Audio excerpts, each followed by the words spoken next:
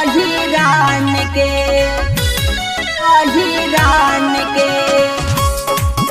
अगे चीन के चेहरा हौ की तोर जापान के।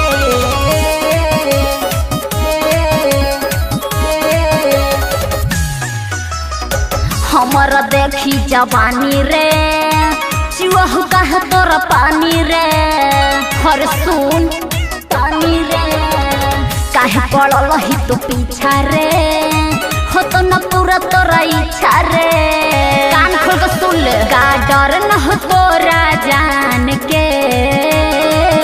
अगे चीन के चेहरा हौ की तोर जापान के तोर का जाइत हो नजर गड़ल हौ खाटी अहिरान के।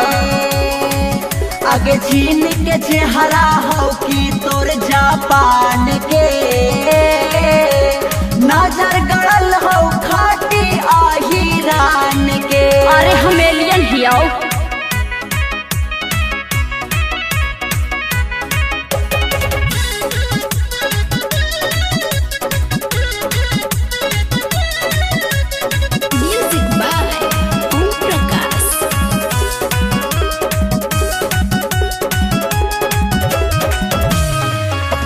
हाथ धोई के पीछे पड़ल ही पूरा न हो तो निशान एगे जात के जीदी आहिर होबा है ले तो ना परमिशन।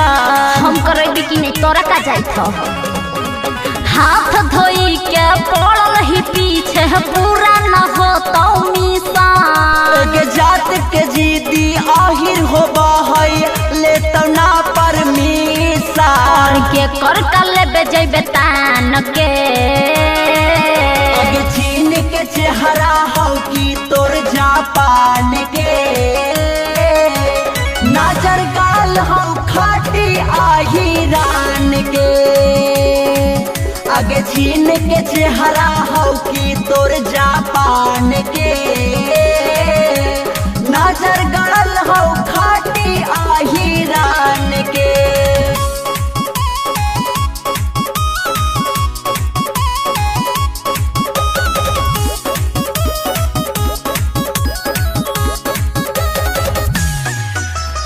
राजस धर हमेंदर हमर कर है रोजो बेटी हेगे प्यार से बतिया मान ले कर ले और उछला से सेटिंग एकदम लफुगिरिये में है।